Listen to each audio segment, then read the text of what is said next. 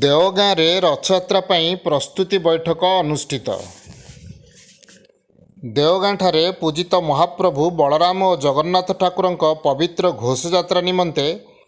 ଆଜି ଏକ ପ୍ରସ୍ତୁତି ବୈଠକ ଢେଙ୍କାନାଳ ଉପଜିଲ୍ଲାପାଳ ତଥା ଦେବୋତ୍ତର ବିଭାଗର ଅଧିକାରୀ ପଦ୍ମଚରଣ ସାହୁଙ୍କ ଅଧ୍ୟକ୍ଷତାରେ ଦେଓଗାଁ ଗ୍ରାମ ପଞ୍ଚାୟତ ସଭାଗୃହଠାରେ ଅନୁଷ୍ଠିତ ହୋଇଯାଇଛି।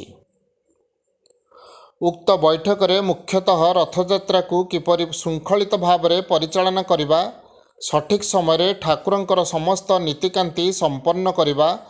ବଡ଼ଦାଣ୍ଡରେ ମୁରମ୍ ବିଛାଯାଇ ସମତୁଲ କରିବା, ରଥଟଣା ସମୟରେ ଯେପରି କୌଣସି ଅସୁବିଧା ନ ହେବ ସେଥିପାଇଁ 4 ଜଣ ବ୍ରେକରଙ୍କୁ ନିଯୁକ୍ତି କରିବା,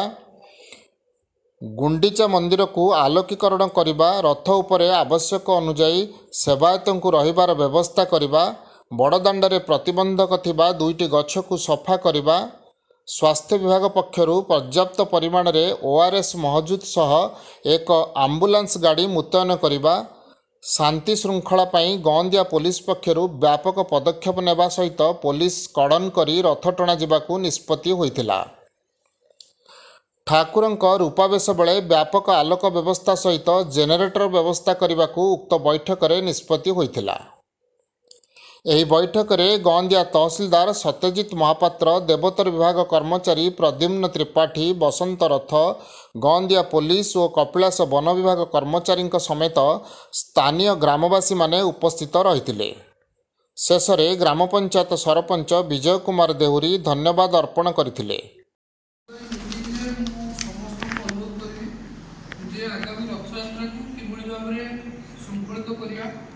कौन प्रकार विशृंखला हम ना कौन प्रकार जमी दुर्घटना कौन न हुए जो रथ को ब्रेक देवाई आम जो भाई मैंने था रथ को ब्रेक देवाई से भाई मैंने किए अच्छा तो सेवक मान ब्रेक देवा ना पड़े पड़े पूरा गोटे सी पड़ी जीव ब्रेक रही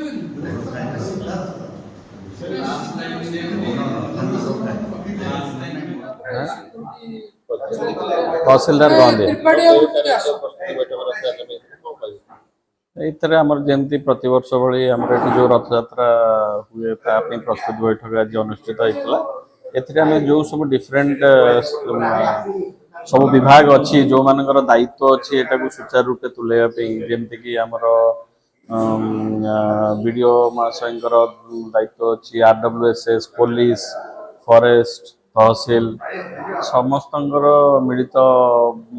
बैठक है जो माने पूजा पंडा माने अच्छा केतबले पहंडी हम केमी हम सुचारू रूपे केमती तुला जाई पारिबो, रथर जो माने रथ मरामती कार्य अच्छा केमती दायित्व ठीक टाइम रे से संपादन करिकरी देबे। तो पुंखानुपुंख भाव में सब जिनिस आलोचना है एवं एटा केमती माने सुचारू रूपे आमे रथयात्रा को परिचालना करूँ एवं मुंड लगेबू से कौन प्रकार दुर्घटना हो कि मनमालिन्य हो कि जमती नहब एवं सुचारू रूपे एटा संपादन हम से आमे प्रतिबद्धता आम मानकर प्रतिबद्धता अच्छी एवं प्रशासन तरफ संपूर्ण सहयोग भी आमे देबू। ढेंकानालरू सौम्यरंजन महांती रिपोर्ट, नागराज न्यूज।